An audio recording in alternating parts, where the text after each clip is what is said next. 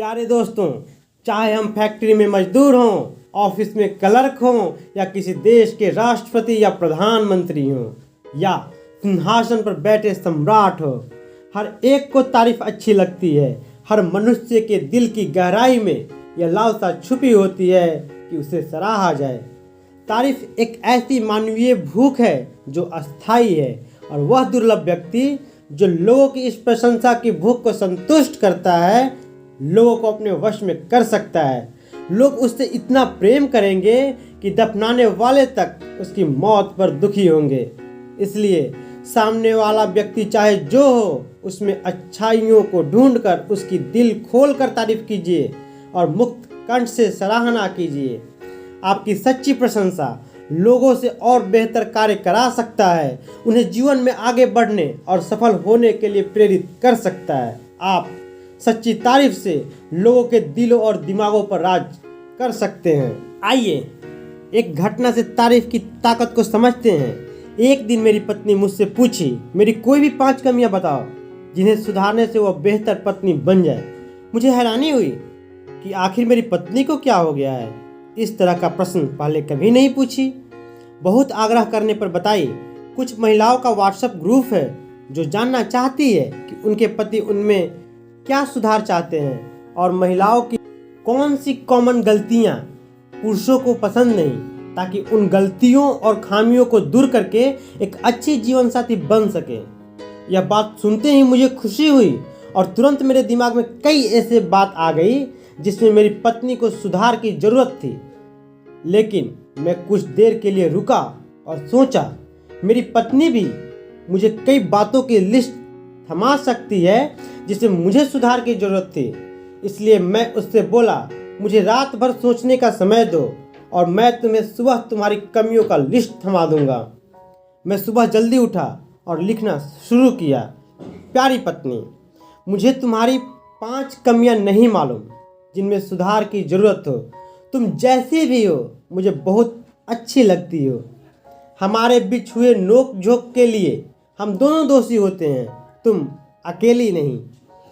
तुम बहुत ही प्यारी और कोमल हृदय की महिला हो जिसे पत्नी के रूप में पाकर मैं हमेशा खुश और आनंदित रहता हूँ। मैंने पेपर फोल्ड किया, लिफाफे में डाला और पत्नी को देकर ड्यूटी चला गया। उस शाम जब मैं घर लौटा, मेरी पत्नी के आंखों में आंसू भरे हुए थे और मुझे देखते ही गले लग गई। वह इस बात से खुश थी कि मैंने उसके रिक्वेस्ट के बावजूद उसकी आलोचना नहीं की थी। जब उसने यह बात व्हाट्सएप ग्रुप की महिलाओं के साथ शेयर की, सभी महिलाएं सुनकर अचंभित रह गई। सबने कहा, इतनी बुद्धिमानी की बात हमने पहले कभी नहीं सुनी। साथ ही मेरी तारीफ भी की। इस घटना के बाद हम दोनों का रिलेशन और स्ट्रांग हो गया और व्हाट्सएप ग्रुप में मेरी पत्नी का रिस्पेक्ट और बढ़ गया। तब जाकर मुझे सच्ची प्रशंसा की शक्ति का एहसास हुआ। आप दुनिया के महान और सबसे सफल लोगों की जीवनियों को उठाकर देख लीजिए।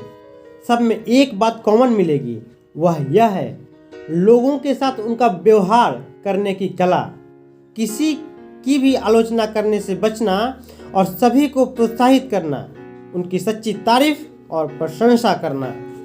लेकिन ध्यान रहे, मैं सच्ची प्रशंसा की बात कर रहा हूँ, चापलूसी यानी मक्खन पॉलिश की नहीं।